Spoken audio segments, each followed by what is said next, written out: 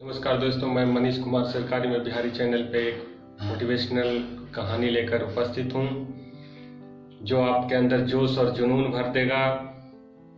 तो आज मैं सबसे पहले फिल्मी जगत के उस चेहरे की बात करना चाहता हूँ जो अपने समय में युवा दिलों पर राज करते थे, ऋषि कपूर जी।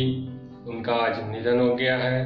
तो मैं सरकारी में बिहारी चैनल की ओर से उनकी आत्मा की शांति के लिए प्रार्थना करता हूँ। दोस्तों, बहुत से मित्रों और रिश्तेदारों, छोटे भाई सभी का मैसेज आता है, भैया वैकेंसी तो है नहीं है, वैकेंसी कब निकलेगी, रेलवे कब एग्ज़ाम लेगी, एसएससी द्वारा नियुक्तियाँ निकाली गई है, एग्ज़ाम नहीं ले रहे हैं।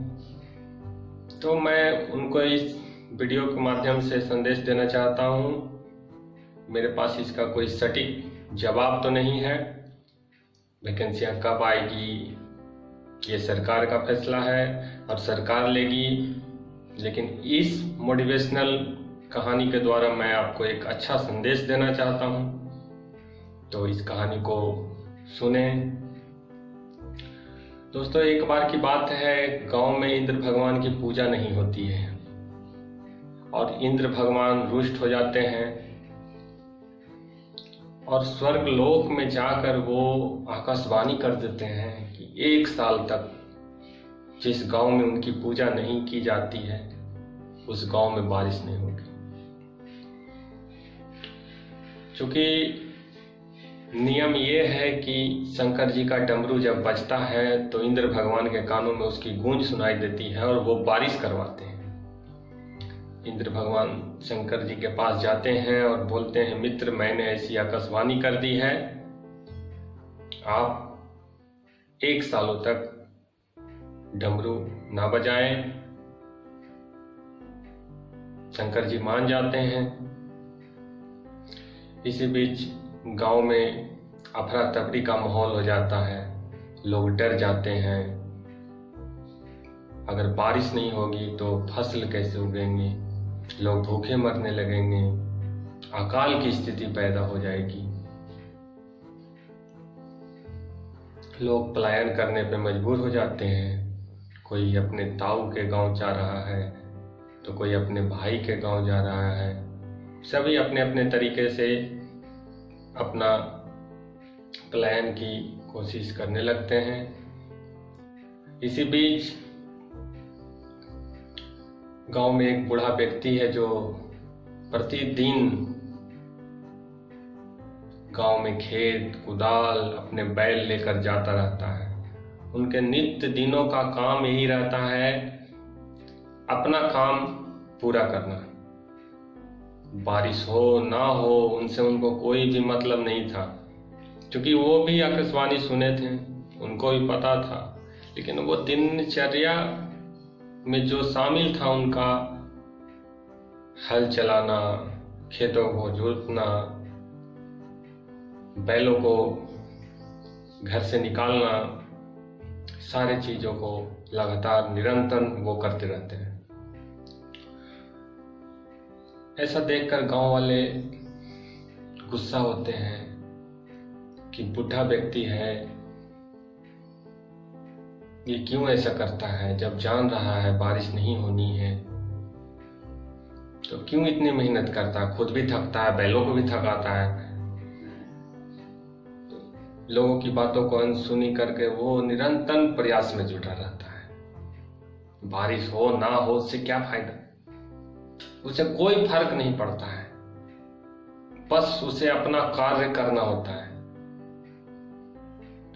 इसी बीच माता पार्वती का धरती पे भ्रमण का विचार बनता है और वो धरती भ्रमण के लिए उसी गांव में पहुंचती है जहां बारिश नहीं होनी थी। वो अपना वेश बदलकर गांव में घूमना प्रारंभ करती है। इसी बीच उनकी नजर उस बूढ़े किसान पर पड़ती है। वो बूढ़ा किसान अपने खेती में मग्न, बैलों में मग्न सारा काम करता रहता है। माता पार्वती उसके पास जाते हैं पूछते हैं बाबा आप ऐसा क्यों कर रहे हैं, इस बैल को थका रहे हैं, खुद थक रहे हैं, जबकि आपको मालूम है बारिश तो होनी नहीं है। बाबा बहुत ही सरलता से जवाब देते हैं,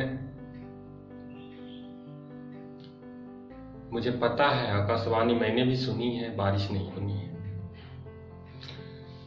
परंतु अगर मैं इस बैल को घर से ना निकालूं तो ये आलसी हो जाएगा, इसे बैठकर खाने की आदत पड़ जाएगी, मेरे जो हल है उसमें जंग लग जाएंगे, मेरे पांव हाथ काम करना बंद कर देगा। सबसे अहम बात, ये जो जमीन है वो बंजर हो जाएगी, बारिश होने के बाद भी इसमें फसल नहीं उग पाएंगे। इसलिए मैं निरंतर प्रयास करता हूं।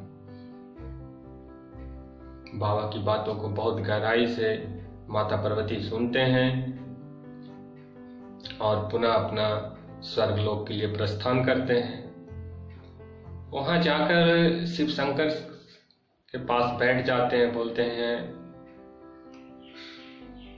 भगवान पतिदेव, मैं आपसे कुछ प्रश्न करना चाहती हूं। शिव शंकर का आदेश होता है कि अपने प्रश्न करें, मैं उसका जवाब दूंगा।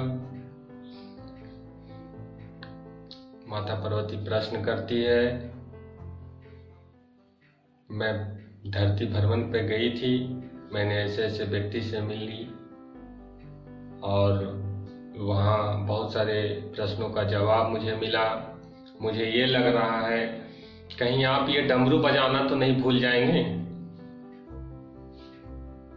ये डमरू की आवाज तो कम नहीं होगी। 1 साल जब ये डमरू नहीं बजेगा तो कैसे आवाज करेगा,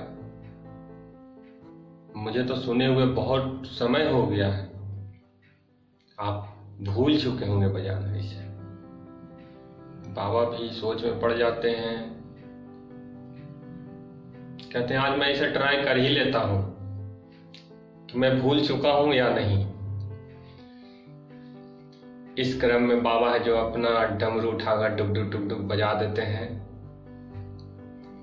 और डमरू की आवाज है जो इंद्र भगवान की कानों में पहुंचती है और विवश हो जाते हैं वो बारिश करवाने के लिए। 1 साल से पहले बारिश हो जाती है। उस बूढ़े व्यक्ति के खेत में लहलहाती हुई फसल उपजते हैं, क्योंकि उन्होंने परिश्रम किया है, लगातार डटे रहे हैं। उनके हल में जंग नहीं लगा था, उनके बैल आलसी नहीं हुए थे, उनकी जमीन बंजर नहीं पड़ी थी। और भी गांव वाले थे, उन्होंने हाथ पे हाथ धरकर कहीं वहां पलायन कर गया, कोई कुछ कर नहीं रहा, तो मेहनत जो करेगा उसके खेतों में फसल उगेगी। तो इस कहानी का आशय ये है दोस्तों, वैकेंसी रिक्तियां कब निकलेगी कौन जानता है, ना आप जानते हैं ना मैं जानता हूं, लेकिन प्रयास करना क्यों छोड़े। कहीं आपके धार में कमी आ जाएगी, आपके कलम चलना बंद हो जाएंगे, आपके मैथ बनाने की स्पीड कम जाएगी, जो उसी वक्त उसी क्षण आप नहीं ला सकते हैं, निरंतर प्रयास से ही आ सकती है। तो सरकारी में बिहारी चैनल का उद्देश्य है आपको मोटिवेट करना, आपको जागरूक करना, आप जहां हैं वहीं बनाए रखना, आपको हारने नहीं देना। इस कहानी का मैंने आशय आपको स्पष्ट शब्दों में समझा दिया है। मुझे आशा ही नहीं पूर्ण विश्वास है आपको ये कहानी समझ आ गई होगी। तो दोस्तों, हार कभी नहीं मानना है, वैकेंसियां आएगी, आपका सिलेक्शन होगा, आप सरकारी व्यवस्था में चयनित होकर आएंगे। तो मैं अपने कहानी को यहीं विराम देना चाहता हूं। मैंने आपसे बताया था मैं एक सफल प्रतियोगी से आपकी मुलाकात कराऊंगा। दोस्तों, इस चैनल पे अभी सब्सक्राइबर कम है, प्रतियोगी आएंगे, इससे कम लोगों को फायदा मिलेगा। मैं चाहता हूं एक सफल प्रतियोगी जब अपने बारे में बताएं, अपनी संघर्ष की कहानी बताएं, आप में उत्साह, जुनून, जोश भरें, तो वो संख्या ज़्यादा हो, ज़्यादा से ज़्यादा लोगों तक इसका फायदा मिल सके। तो मैं बहुत जल्द उनको इस चैनल पे आमंत्रित करूंगा। एक सक्सेस चेहरा है वो, उन्होंने अपनी कहानी खुद लिखी है, मेहनत से लिखी है, जुनून जोश से लिखी है। तो आप इसे जितना ज़्यादा शेयर करेंगे, सब्सक्राइब करेंगे, अपने मित्रों को बताएंगे, तो उनको भी लाभ पहुंचेगा। धन्यवाद।